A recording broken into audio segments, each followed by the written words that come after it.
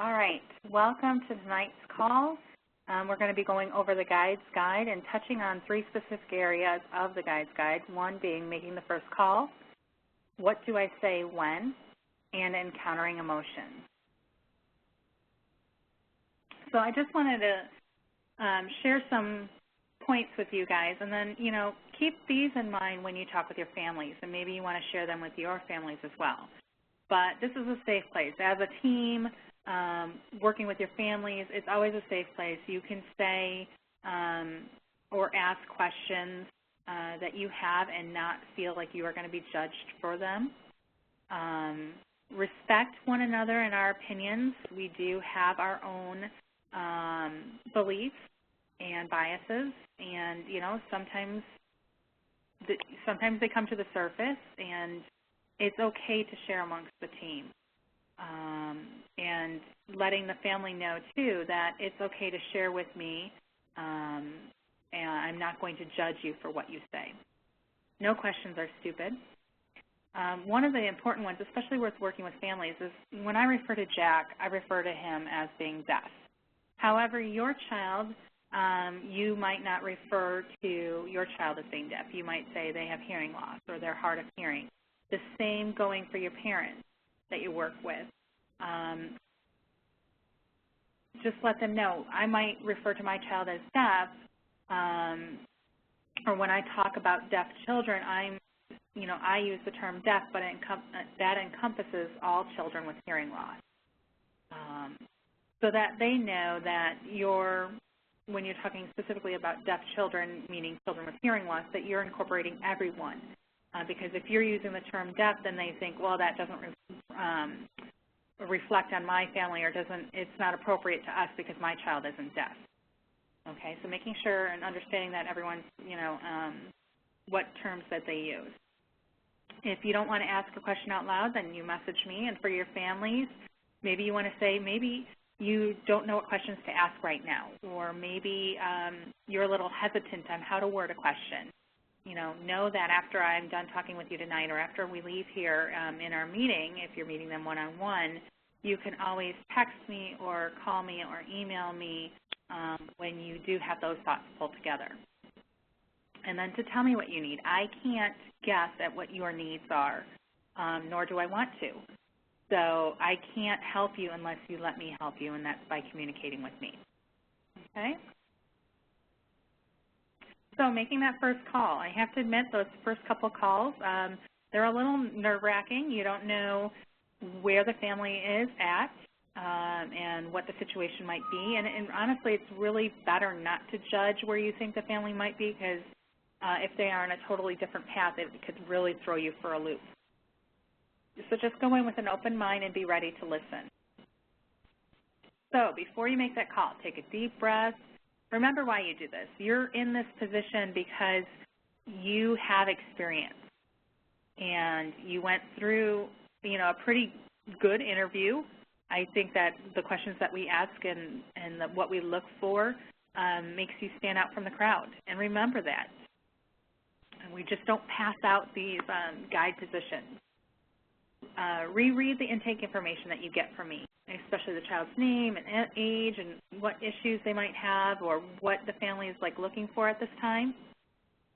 Speak clearly and slowly. Okay, sometimes when our nerves get the best of us, we speed up, or we might actually just talk really softly. That might be the way that we go when we get nervous. So don't have a conversation with only yourself because they can't understand you. Ask if it is a good time to talk. So when they pick up that phone, say, hi, my name's Susie with Guy by your side. Is it an okay time to talk right now? Do you have a few minutes? And then above all, don't rush the conversation or don't go through your agenda. Listen to what their needs are.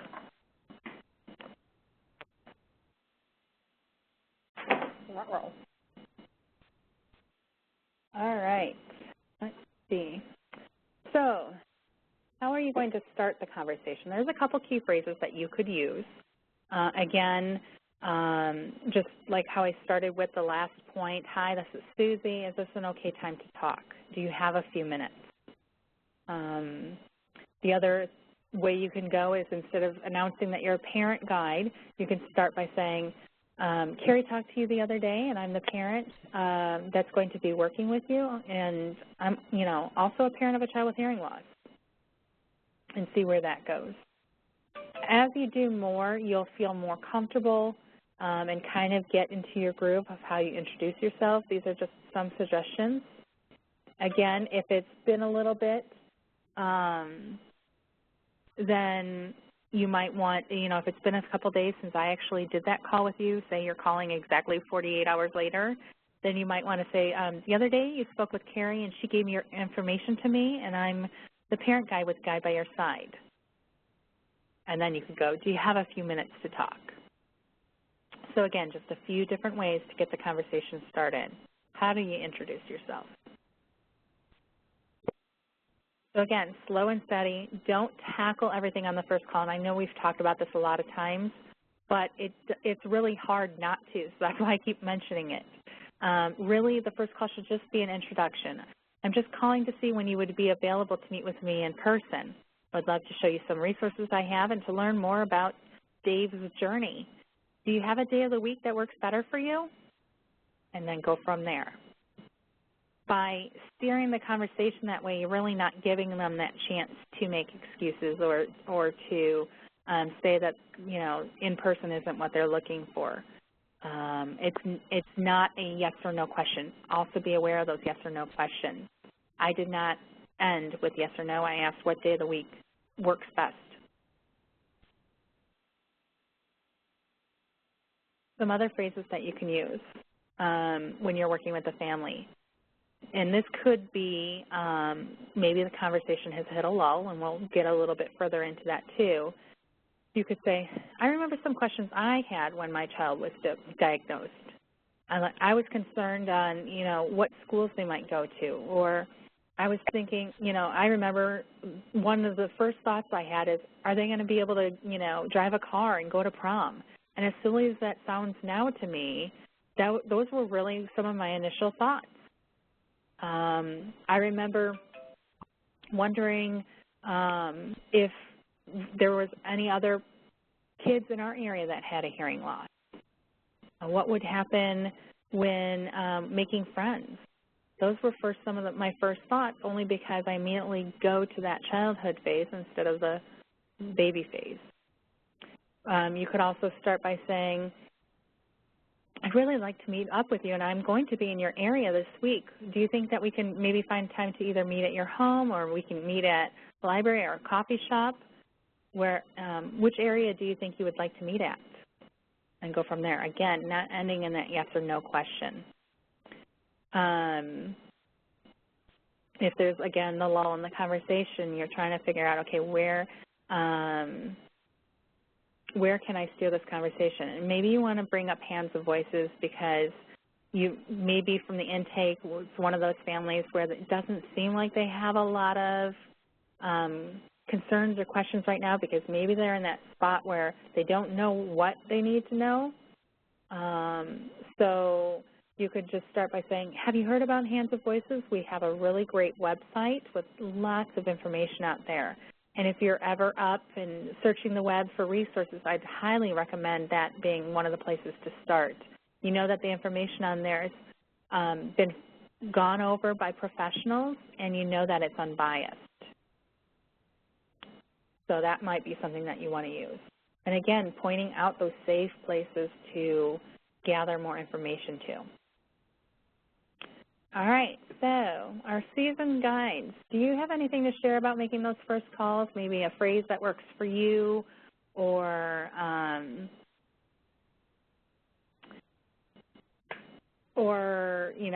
a good call, good first calls, maybe your couple of first calls maybe that didn't go as well as you thought? Anyone want to share anything? And I can always call somebody out.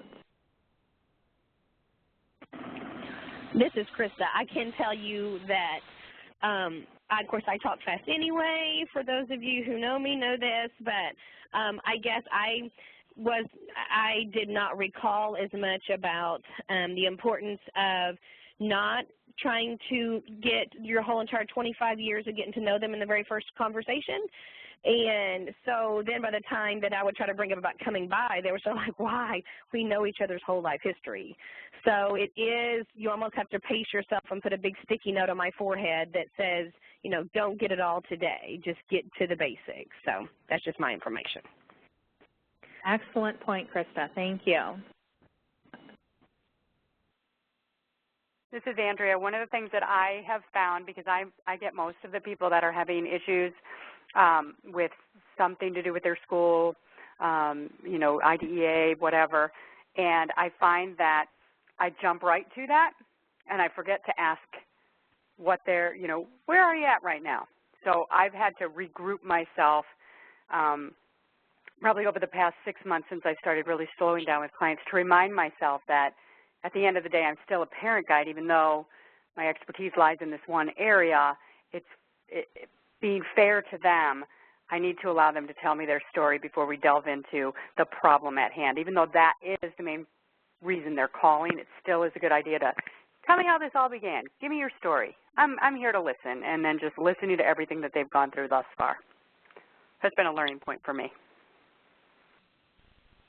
Great sharing. And I think with that too, oh, sorry, Melissa, sometimes with listening to the whole story, you might get another piece of information in there if you would have just gotten where they're at right now. So, Melissa? Yes, I just wanted to share that I try to remember where they are in their journey compared to where I am and try to put myself in their shoes, because most of my families have younger children than mine, and remember how I felt back then, to remember how wild my emotions were, to find a common ground of something to talk about. And for some reason, toupee tape is like a very common thing to talk about with hearing aids. Yes, yes. And sometimes, like you just said, it's really down to the very basics of the conversation. And if you are working with somebody that's, you know, got that 4-week-old that was just diagnosed, you got to remember too, mom is still hormonal. So she's got a lot going on with just her and her body, let alone handling the diagnosis and thinking of where to, you know, go and what to do with her own child too. So very good point. Hey, this is Allie. Oh, go for it, Allie. Sorry. I just was thinking I try to also always ask if they have support from their family members and how it's going with the husband and what they think and things like that, because sometimes if there is a lull in the conversation and you start asking some questions like that, it leads to more information that they didn't think they were going to share, but then they end up realizing that that's something they want to talk about. Exactly, exactly. And we're going to get a little bit into that in a little bit too. Great point. All right, we are on to role playing. Woot, woot. All right, we are going to start with, let's see, Emily. So get yourself ready to unmute. The first situation is I'm going to be the caller, or no, you're going to be the guide. I'm going to be the parent, and you're going to call me. I'm going to answer, and you're going to go with this, okay? And you can take out Susie and put in Emily if you'd like. Ready? All righty. All right, so you got to go ring, ring, so I know you're calling me. Bling. Oh, she's got a fancy one. Hello. Hi, Carrie. Is this Carrie? Yes, it is. Hi, Carrie. My name is Susie, and I'm calling from Guide by Your Side. I'm a parent of a child with hearing loss as well. Is now a good time to talk? Yeah, thanks. Perfect. Good job. All right. Lydia, you are next. Okay. Oh, I see. She stole your thunder there, Lydia. All right, so Lydia, give me a call. Sorry, I got ahead of myself. No, you just wanted to hit them all out of the ballpark. I did. Very good. All right, Lydia, you're going to focus on the second point here on the screen, okay? Okay. So give me a call. Ring, ring. Hello? Hi, my Hello? name is Lydia. Hi, is this Carrie? Yes, it is. My name is Lydia, and I'm calling from Guide by Your Side. I am a parent guide. Is this a good time to talk? Oh, I don't know. Little Jimmy here is grabbing on my dress. I'm going to be naked before you know it. Oh, no problem. When is the best time to reach you? Maybe later tonight, like after 8. No problem. I'll try calling you around 8:30. Is that good? That works great. Thanks. Sure, no problem. Have a good day. Thanks. All right. So how many of you are rolling on the floor because I'm going to be naked? I was thinking Lydia should have said, get your dress on. Seriously, just happened to me last night, did it not, Mindy? I knew you could all relate. I have to wear a belt because the girls keep pulling down my pants. All right. Cindy, you are up. And the whole point of this, and you might think, where is she going? I'm telling them to hang up on me? For exactly that reason, Mom confesses that the kids are around. She's going to try to talk, but, little Susie's been sick, and she might need to run her to the bathroom to throw up. So, you never know. Mom might want the break only because it's been one of those days, and so she's like, yeah, you can talk, but, right now it's kind of crazy. So that's when you can just jump on in and go with this phrase, okay? So, Mindy, give me a call. Ring, ring. Hello? Hi, is Carrie available? Yes, this is. Hey, Carrie, this is Mindy. I'm calling from Guide by Your Side. I'm a parent of a child with hearing loss. Is now a good time to talk? Oh, it's been kind of a crazy day. The kids are everywhere, and Susie's just been sick all morning. Oh, my goodness. Well, hey, we could try it, and if you need to hang up on me, it's totally fine. I understand. Oh, that sounds like a good plan. All right. Good deal, good deal.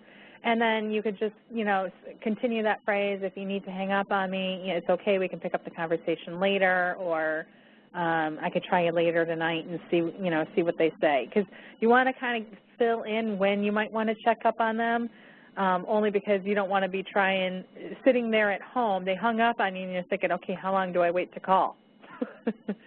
So, that kind of thing, too. And, Susan, you're going to have to wait to the next one. Sorry there, dear. All right. So now we're going to kind of get into the next section here, and then we'll have a little bit role-playing after this.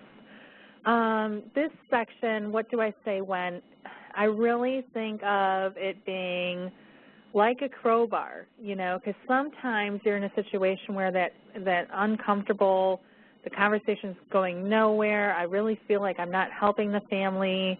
What do I do when this situation arises? And, when you're working with a crowbar, if you go in and you shove the crowbar in and you pop it, you have a chance of breaking whatever you're working on, right? So sometimes you have to go a little bit by little bit to work it and to get it in there and to lift up a little section, then you slide it down and you lift up another section, slide it down. Same thing when working with your families. You don't want to go in, full force, guns blazing with everything that they need to learn. Sometimes you need to ease them and ease yourself into the situation and get them comfortable with you. All right. So if a parent says they don't have questions right now, mention some of the initial feelings, thoughts, or questions you had. I remember I was so confused by all the terminology and acronyms that all the professionals were using. I really didn't know what was what. Okay? I don't know about you, but I felt like I was spinning around in circles after a doctor visit because they had shared so much and I didn't know really anything. And honestly, as a new parent, I was afraid to ask for more clarification because the way they presented it to me, it was presented in a manner like, well, you should already know this. And I think that comes with the job, that they're so used to spitting out that information every day that it is second nature to them. But I think sometimes they forget that it isn't for the parents, the first-time parents. All right, so the next situation could be there's no response when you ask, how are you doing? It's that dead kind of silence. So then what? You could just continue to wait and see. Again, one of the points in the questions is don't say anything. Just let the silence happen. And I know sometimes that's uncomfortable. You could also say, you know, I remember at the beginning I felt like I didn't know who to talk to. I didn't know who would understand what I was going through, and I didn't know who could truly answer all my questions. And you could say, and that's why I'm here for you. That's what the whole point of this program is we're parents that have been on that journey. We're still on that journey, and we understand the questions that you might have, and no question is silly. So please don't hesitate to ask or share what you're feeling. The third situation might be where, again, the conversation is really in a lull. And so have you mentioned to them that you're a parent, that your child might also have additional needs? We do have families that have children with situations that are beyond just the hearing loss. And maybe you have experienced things in that same realm. And when it does go beyond just the hearing loss, they're dealing with more professionals and more appointments and more concerns. And maybe, you know, there are issues that hearing loss isn't really at the front burner for them. Maybe, you know, the heart condition or the surgery for something else coming up is really what they're focused on right now. And maybe you can relate to how you manage to wrangle in the different things that you were trying to keep track of and prioritize what situation really needs to be cared for first, because you can't sometimes tackle it all. So again, leading in, I don't know how much Carrie told you, but my son not only has a hearing loss, but also has been diagnosed with autism or whatnot. And no, Jack has not been diagnosed with autism, just throwing something out there. Okay. Situation 4, the family doesn't want to visit you in person. And like I shared before, that could be for a variety of different reasons. You can go with the, I'm going to be in the area anyway, or, oh, sorry, let's go back. You could say, again, about meeting in a different location, or ask if maybe there was somebody else that they would like you to meet with them at the same time. Maybe they feel like the one-on-one is really just them, but maybe they'd feel more comfortable if their mom was there with them, or the husband, significant other. So, you know, you can definitely offer that to them too. And I know many guides have met with extended family in-person visits, and that's been very successful for the family. Fifth situation, it's a slow one. Pique their interest, all right? So again, lull in the conversation. You want to get them noticing or thinking about something. Again, do you know, how about hands and voices? Or did you hear about this event coming up? The free event for families with children who have a hearing loss. It's for any age. There's going to be a storyteller and crafts and all a bunch of stuff that you can do and information to be shared. Each family gets to go home with a goodie bag. And I know that your son is only 2 months old, but really storytelling is great for any age. It'll give you a chance to see other kids and meet other families and just hang out. Sixth situation. They're still quiet and they really don't have any needs. They're not sharing with you. So now what? I'm going to mail you a few things to look over, or I see that Choices for Parents is mailing you out a Children in Hearing Loss spiral-bound notebook. I always call it the binder, guys. This is bad. I know that they're going to send you out the notebook. How about after you take a look at that, and if there's anything that you have questions on, why don't you just mark the page or jot the note down, and when I give you a call, maybe, 2 weeks, would that work for you? When we talk in 2 weeks, we can go through any of those questions. And if anything comes up and you want to talk sooner than the 2 weeks, please don't hesitate to call, text, or email me, and I'd be happy to meet with you sooner. Okay? Situation 7. They continue to not have any questions, so keep going. I'm happy that all is going well with you. How about I give you a call back on February 8th, and if anything pops up before then, please feel free to contact me. I remember that things would come to me later, and I would be wishing I had somebody to talk to. Well, that's why I'm here for you, so don't be shy. Again, don't leave them hanging. Let them know when you're going to follow up with them. Encourage them to jot down that date. Because the other thing, too, is that even though you know the date, if they don't write it down, sometimes a month seems longer than a month, and so if they don't write it down, they might be thinking, didn't she say she was going to call me right now? And so she's kind of getting built up and upset because she was supposed to hear from you, and, hasn't it been a month, and she hasn't called me when really it's been 2.5 weeks. And so when you do call that mom in a month, she might be a little huffy, thinking you were supposed to call me 2 weeks ago, when really, no, this is the time frame that I was supposed to call you in. It just has felt like longer to you, or maybe you've had more happen in that time frame. Not that you would say that to a family, but certainly we don't want to start off a conversation off with the mom in a bad mood because she thinks you didn't respond in the timely manner when you did. You did as promised. So encourage them to write those dates down. None of these points have worked. You have not been able to set up a home visit, and the phone conversation is weak. It was great talking with you today. How about I give you a call on February 8th around 8:30 at night? Would that work for you? Great. I look forward to learning more about Jim and hearing what he's been up to in the meantime. Remember, if you need anything before our next call, don't hesitate to contact me. And make sure you write that date down so if you have anything come up, you know that we'll be talking that date to discuss it some more, okay? All right. Dead ends. Sometimes a family just doesn't know how to communicate what they are feeling, or maybe they're afraid to say it out loud. Once we say it, it's real. And sometimes the situation's scary, and we don't want it to be real. Try to connect.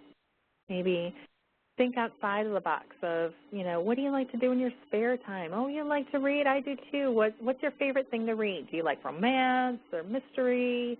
Who's your favorite author? Kind of go beyond the hearing loss. Because sometimes at the beginning stages especially, parents are so wrapped up in that they kind of feel like lost in their everyday life. So maybe get them thinking a little bit about something else, finding a way to click with them so that you can build that relationship where they feel like they can open up to you. Ask them if they would like to talk with somebody else, okay? Maybe it being, again, you don't feel like they're clicking. You could come right out and say, I'm not quite sure, if you feel we've made a connection, if you would like to talk to somebody else on our team, be happy to have Carrie give you a call and you can work that out, or, just let me know what you need. And then the other thing that I want you guys to start doing, because I'm doing it with the families, so 2 points on this. 1, you got to do it, and then 2, I want you to keep reiterating. Remind them that in order to keep their file open, that you need to communicate with them once a month. And that's a two-way street. They need to communicate with you. You need to communicate with them. Somewhere along the line, you guys need to touch base once a month, if not sooner. But typically, our interactions are once a month. Suggest to them that if they don't need your services, that they can exit the program and re-enroll at any time. So, you know, that might be, again, you've tried several contacts and the conversation really doesn't go anywhere, and say, you know, you could simply say to them, you know, it sounds like your family's doing well and that you've had some successful appointments, and, you know, now little Jimmy is in early intervention, he's receiving therapy. You know, do you feel like you've had enough support and that maybe you want to leave God by your side? And keep in mind that, you know, just because you were in our program once doesn't mean you can't re-enroll. We support families throughout the years, and we'll be here for families with children up to the age of 21 and go from there. All right, role playing. All right, Susan, it's your turn. I don't know what it is yet. All right, so this is what I'm going to say, Susan. And you can think for a second here of what you might respond with, okay? And let's see. We'll just keep it simple. I'm always going to be Carrie, and my son's always going to be Jack. So, Susan, you've called me. I've answered. We've done the initial conversation, okay? And you've just asked me, how are you doing? How's everything been since the last time we talked? Okay? So you just asked that, or why don't you go ahead and ask that? Oh. Susan, are you on then? She just messaged me saying that her phone just died. All right, so we're going to grab the next lucky person here, and that is going to be Allie.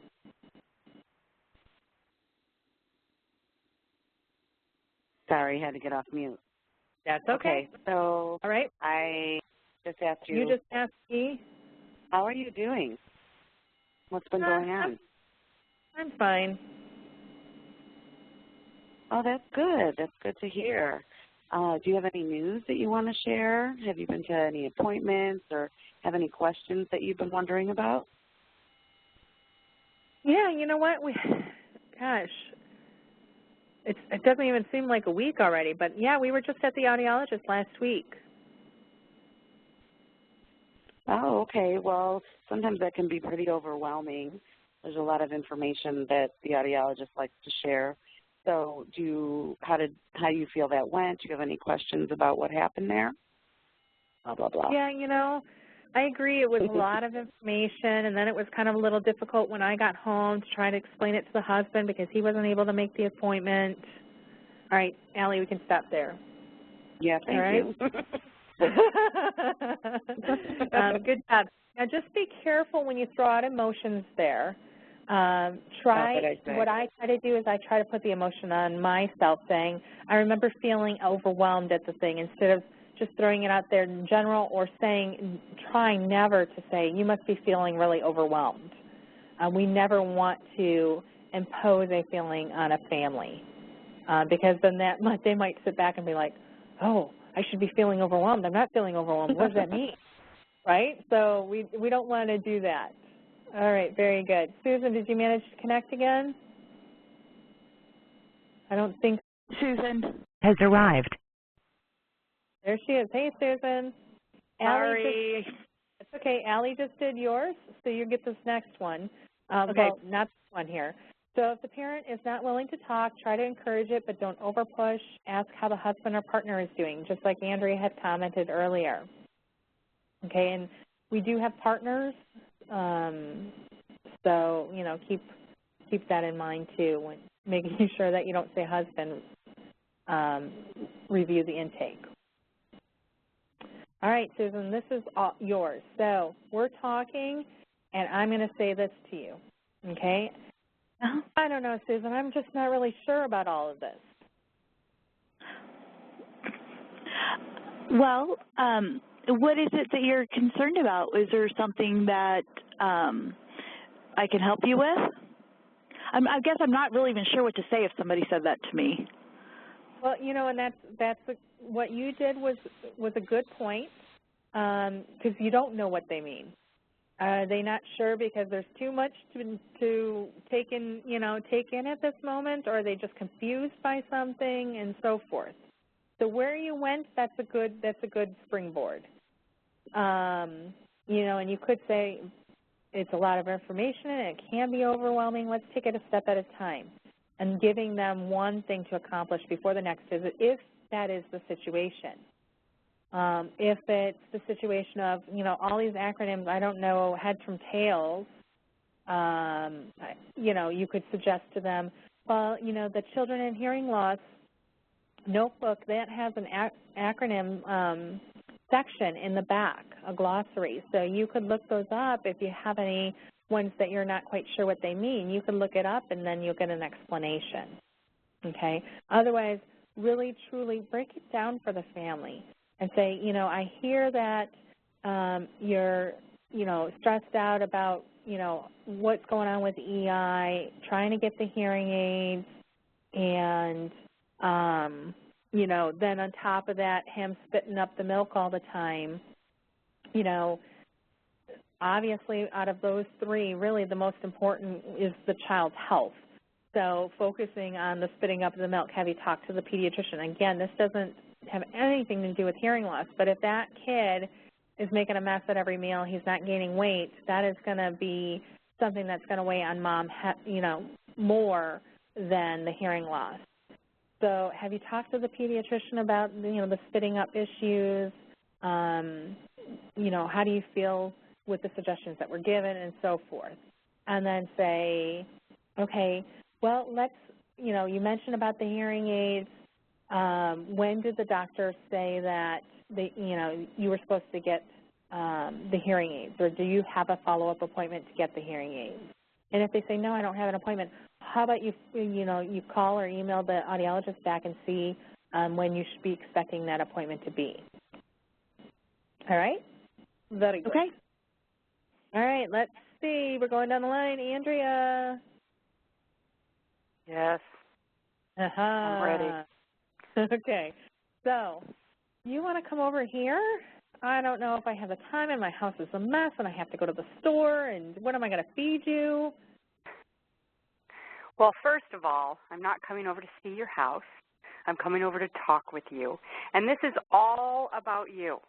We can meet next week. We can meet at a different location. It's all up to you. You just need to figure out what's going to feel right to you, and then we can go from there. At this point, you know, let's just talk on the phone. Let's just get to know each other a little bit, and then you can let me know when you're ready to meet me face-to-face, and it's under your terms. We'll figure it out. All right, sounds good. Very good, Andrea. The suggestions here suggest meeting another location, emphasizing the house doesn't need to be clean, but the underlying message is that they don't want to make time, don't push. So exactly what Andrea said, focusing on mom, focusing on now. All right. Who's next? Krista. Okay. I knew it was going to be me. I was just going to blow my nose. All right. Okay. All right. So, you know, the thing I'm really struggling with is my husband just got transferred here. We just really, you know, we just uprooted our family, and I'm really trying to find daycare or play groups or something to help our kids get connected and to maybe give me a little bit of a break. Okay. Well, with your I'm assuming that you're hooked up with early intervention here. So that's something even you could check with one of your therapists. They might know of even a family in your area that's maybe even going through something that's similar, and you might have a child with the same thing. But of course, with the school systems, there's always wonderful whether there be mommy and me times, or if there's time that you need to get away with, a school system is a great area just for, or even churches. Okay, thanks. And so I think contacting parents who live by, you know, the therapist, that was a great point. Also contacting the local village to see if they have a list of daycares, you know, maybe even families that do it out of their home, and so forth, depending on the, you know, the size of the area that you live in. What do you mean by local village?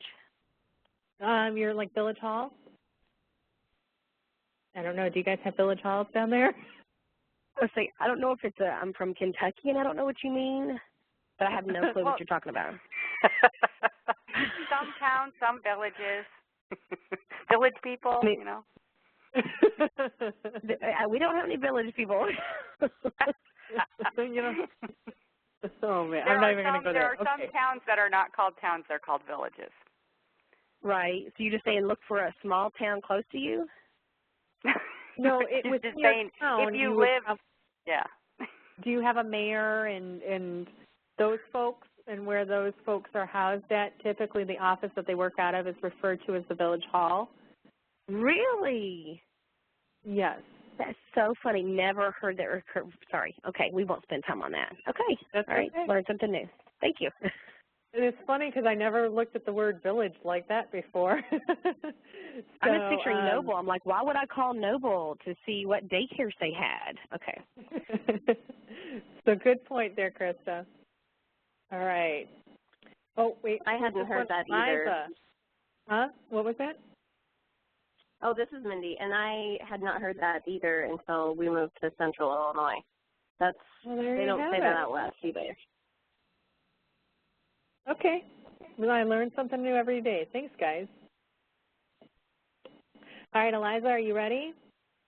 No, I can't work my phone apparently. I'm sorry. Working now. I'm glad you guys talked for a minute because I am not an auditory learner, so I was trying to read this before you talked to me. I'm like, what? All right. Of course, this one. Okay. Sorry, Ready? I actually was asked this one recently. Okay. Oh, very good. Oh, this will be good. All right. Well, we looked on the Internet and found a blog from a parent who said that if we learn sign language, it can just delay speech. Is that right?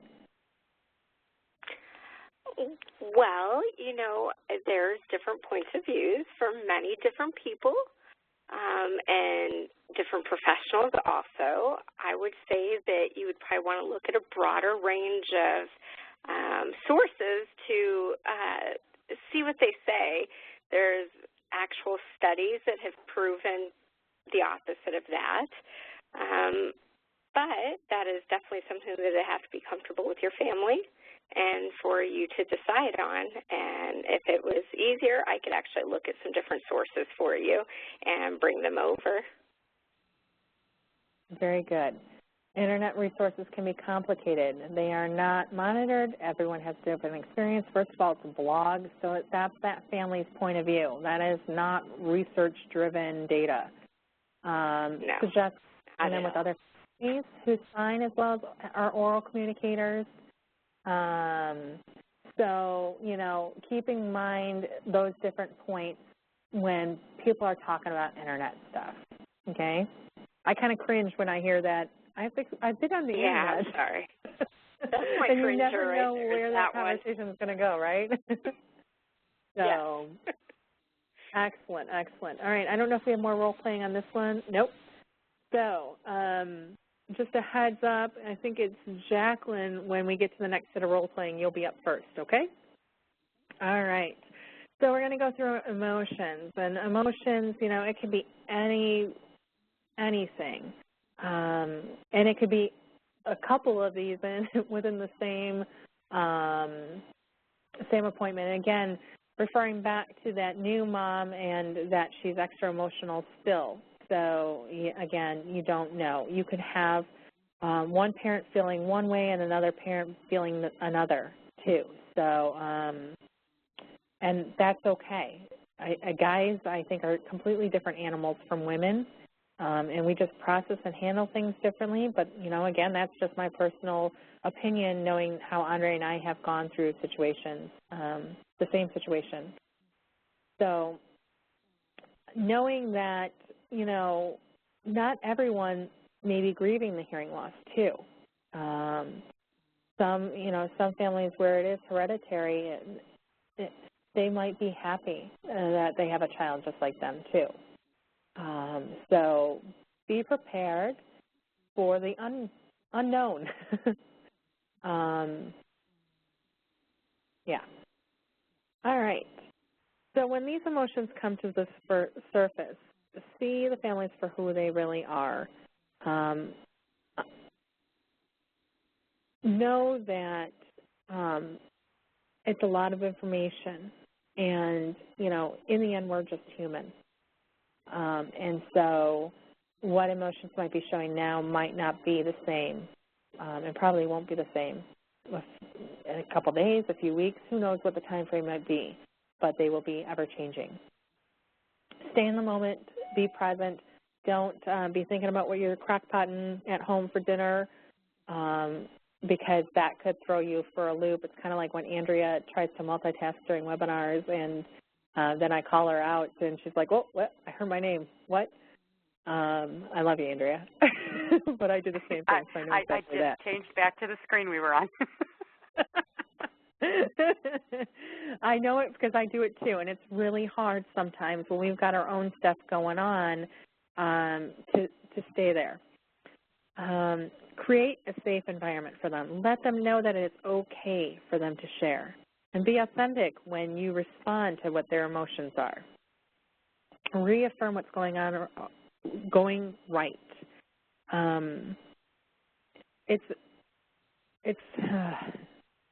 It's really second nature for us, again, as humans, to say, you know what, everything's going to be okay. And we can't guarantee that. So try not to say it's going to be okay, or everything will be all right, or it's going to work out. Again, point out, you know, now you have the diagnosis. Let's move ahead. You know that you're going to be getting the hearing aids, and even though all this stuff is new, and there's a lot to maybe think about and to learn, you've got the professionals and you've got me by your side to help walk you through this, okay? And we will help you get through this. And if you need to talk to anyone else, just let me know, okay?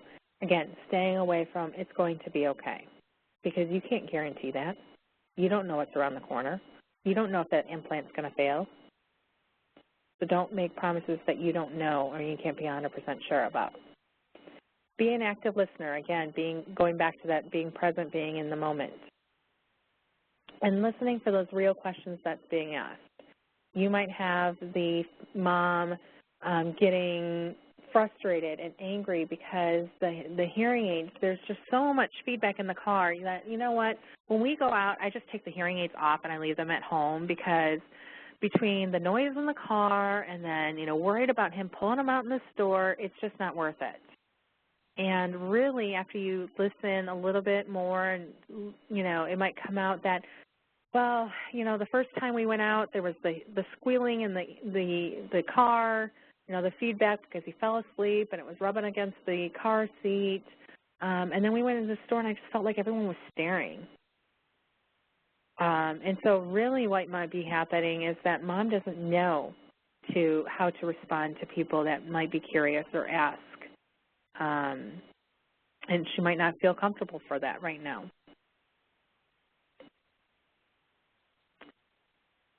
Encourage the parents to express their feelings. Again, sharing that it's a safe place. Validate their feelings, but don't patronize them or minimize them.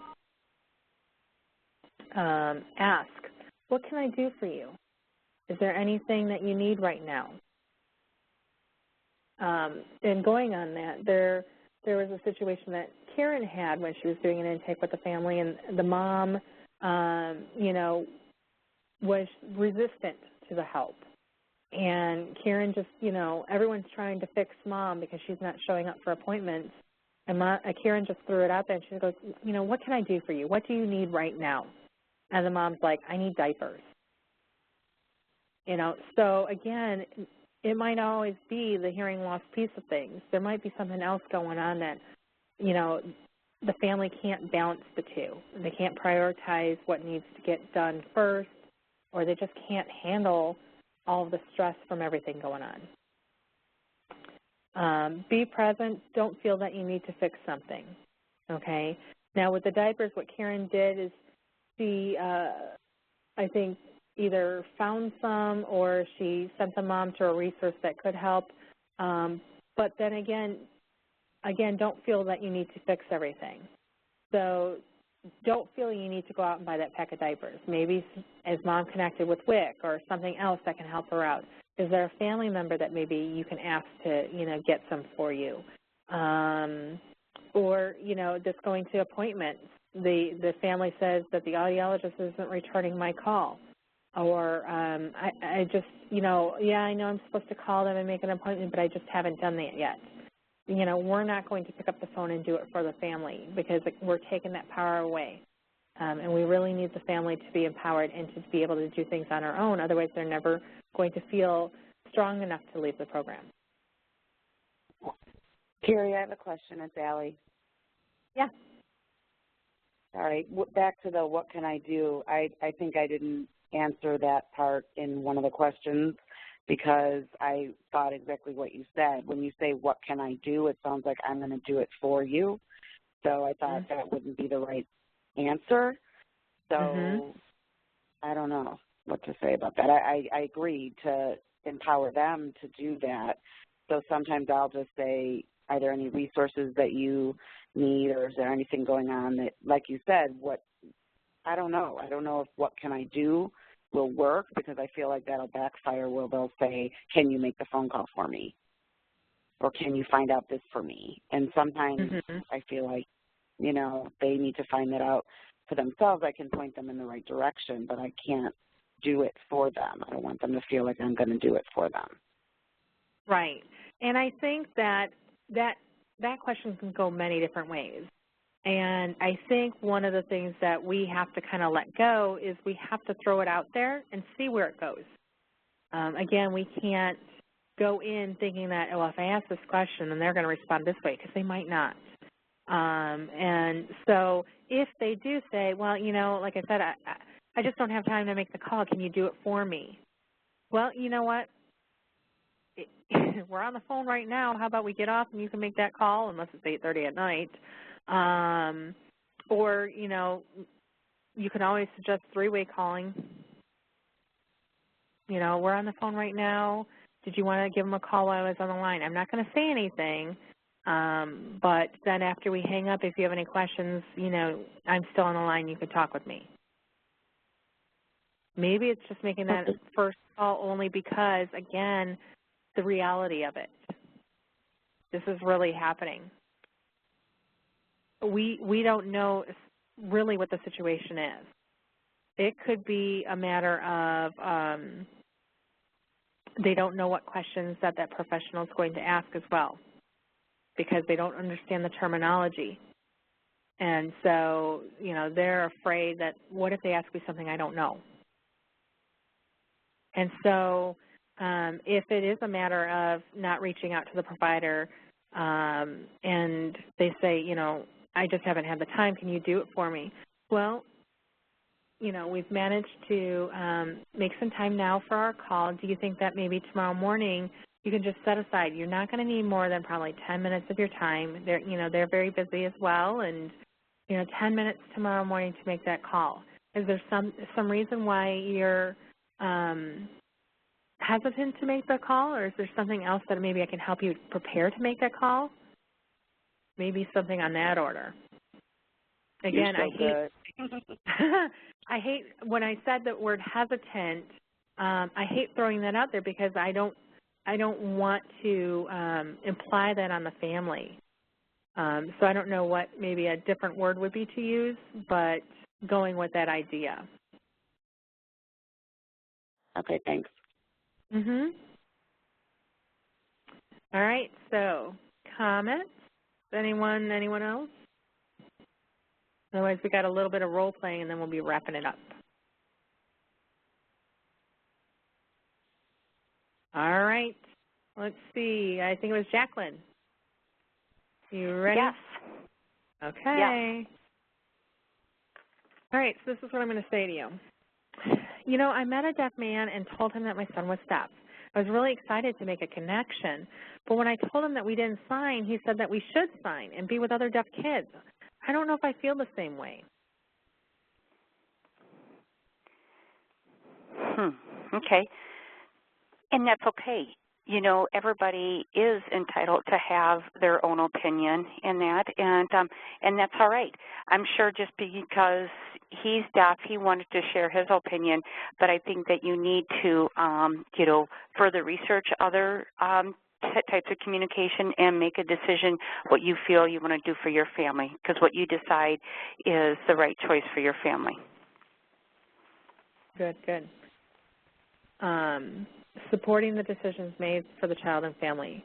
The other thing that you could do, too, is suggest meeting a deaf mentor or another deaf adult that you know that is unbiased, so they can have a positive deaf experience and not, I guess, after that interaction, think that all people will treat them that way. All right, nice. All righty then, Jen.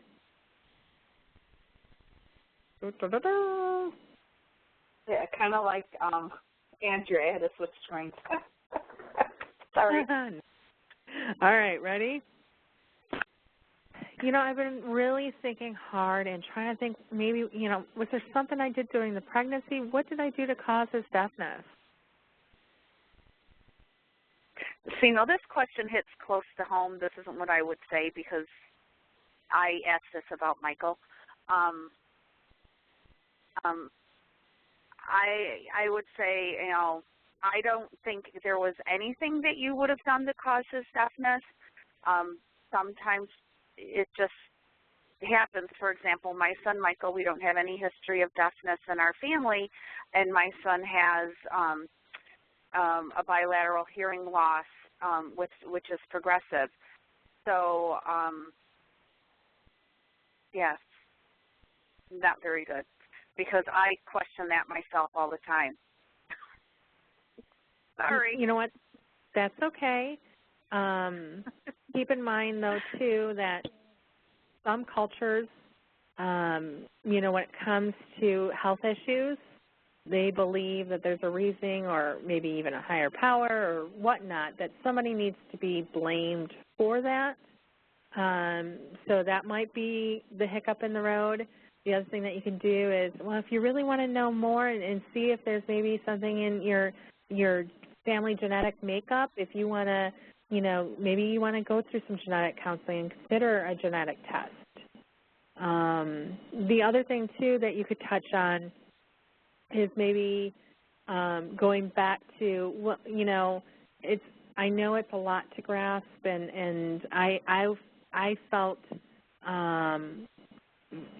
similar when my son was diagnosed, but then I realized, and I heard the fact that 95% of children born with a hearing loss are born to hearing parents. And so because hearing loss is not something you can really see on a person, I think we don't see it as much as it really is out there. So maybe some things like that. The one thing, Jen, just be hesitant, bilateral, sensory neural, progressive, 3 very large words you used. And while that is our child's makeup and our diagnosis, just be aware that they might get, they're following you in the conversation, they're following you, and then you throw out bilateral, and then you throw out progressive, then they might be stopping, and you're still talking, but their brain's trying to process those words. All right. Kelly, you'll be next. Ready? Okay. My doctor called my son deaf mute. He doesn't know anything about what I'm going through. Can you tell me a little bit more about why he might have used that terminology? You know, what was he referencing? I don't know, maybe because he can't talk, but geez, he's only 8 months old. I mean, what, you know, are they supposed to be talking a lot at this age? Well, was the doctor a pediatrician, or was it an audiologist, or? Well, I really don't have a pediatrician. We kind of go to our family doctor. She sees everyone in the family. Okay. Well, I understand, some doctors, everybody's human, and maybe they use the terminology from an experience that they had in their past, and, everybody's human. And I understand how that might make you feel uncomfortable. But, everybody, children all have certain stages that they go through, and children with hearing loss certainly fall into that category also. So I think it would be a good idea for, you to find out at what point your child should be speaking, if the child is going to have aids, hearing aids, or whatever you guys choose to do down the road, if it's going to be oral. But, just feel comfortable that your baby is being a baby and that, you're doing what you need to do, and maybe talk to the doctor a little bit about, that's not a terminology that I feel comfortable with. So, in the future, if we could just say, whatever you're comfortable with. Excellent. Excellent. So deaf mute, I don't think I've heard that in a long time. It is an older term. And like you said, next time you tell your doctor, you tell them what you prefer. Okay? Again, if you don't consider your child deaf, if that's the term you're not comfortable, that you don't use as a family, then let the professionals know that. My son is hard of hearing. Okay? Please stress that with families too, again, when you're working with them. Oh, I forgot to next batter up. Lucy. Lucy.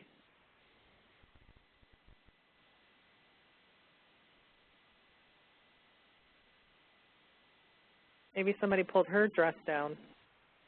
Okay, I'm here. Okay, ready? Yes. I need to take my son to the doctor, and I didn't understand the stuff he was saying last time. Will you go with me? You know what to ask. You're so smart. Well, I'll be glad to go with you to help you with the process. But it's if you don't understand some of the things, you might want to make a list of the things that you want to ask beforehand so you don't forget anything. Okay. So ixnay on going with them. Okay, we don't go to appointments. Oh. But you did exactly the second half of it. But let's make a list of questions that you have, and so that you can be prepared to ask them and you don't forget something that maybe you want to ask. So, very good. Okay. In the end, you got there. What about the one that I just recently had that they wanted me to go to the appointment with? Oh, that's the one in, the one out in Joliet? Yeah. No. When we discussed that, what was suggested was for Mom to make sure she had an interpreter, so that she understood everything that was going on, because Dad wasn't communicating the visit with her. Oh, okay. So, yeah, we don't go to appointments. We don't go to IEPs, again, because we want to make sure that the family's empowered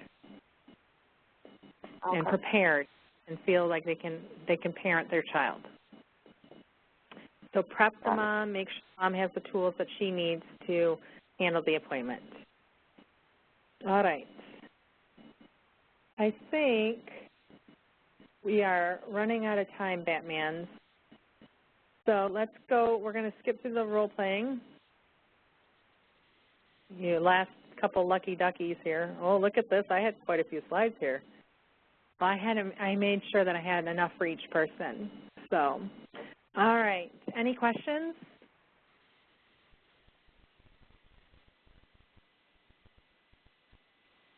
All right. Good job tonight, guys. Let's go through these post-test questions, and I'll let you go. I'll curl up on the couch or head into bed, okay? All right, Andrea. All right. Batter up. Number 1, when you start a phone conversation, are you still recording? Yes. Okay. When you start a phone conversation with a family, you should A, ask if it is a good time to talk, B, prepare a meal at the same time, or C, tell them how busy you are.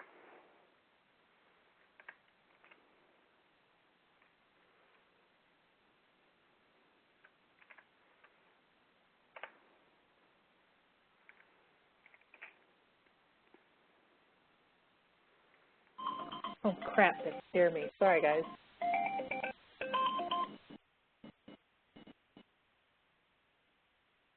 Okay.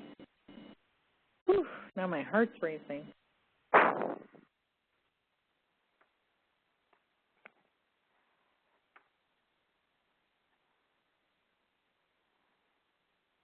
All right, question 2. A phrase you can use when trying to set up an in-person visit is, I'm going to be in the area, true or false?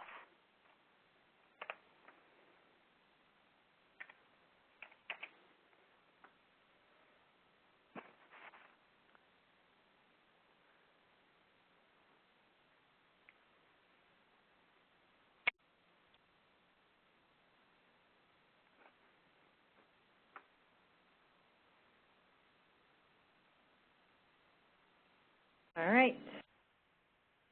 Moving on to 3. Number 3, to start a conversation, you may say, A, how is your husband doing? B, do you have any appointments coming up? C, I'm not sure if Carrie explained, but I also have a child with hearing loss. D, if you have to get off the phone, it's okay to hang up on me and we can pick up the conversation later. Or E, all of the above.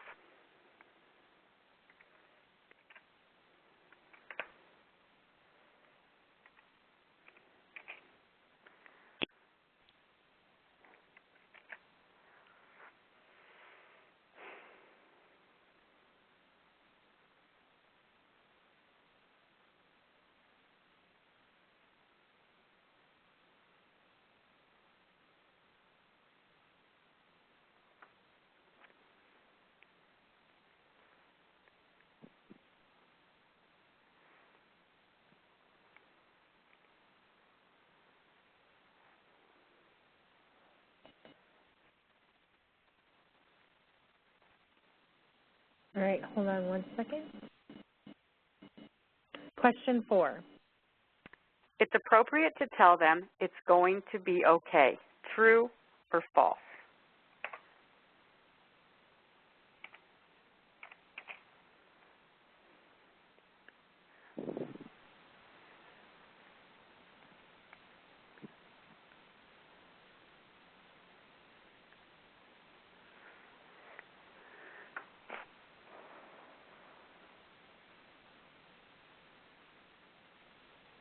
Okay, excellent. Question 5. A response that is not appropriate is A, can be no response at all, just to listen. B, what can I do? C, validate their feelings. It's okay for you to feel this way. Or D, I'm sorry that you feel this way, but it will get better.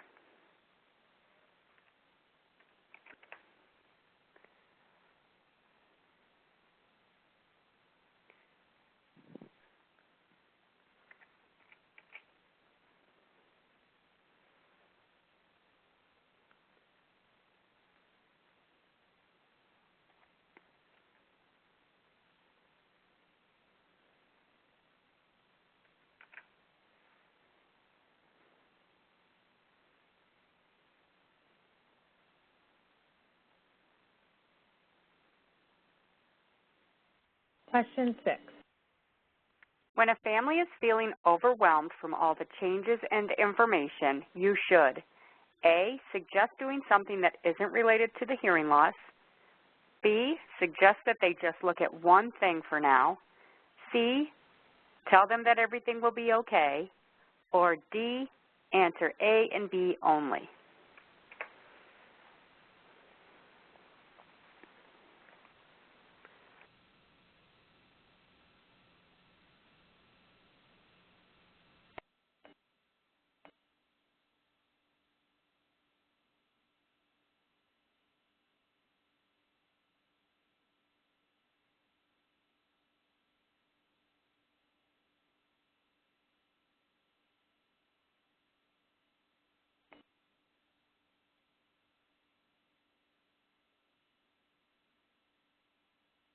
All right, I'm going to go ahead and stop the recording.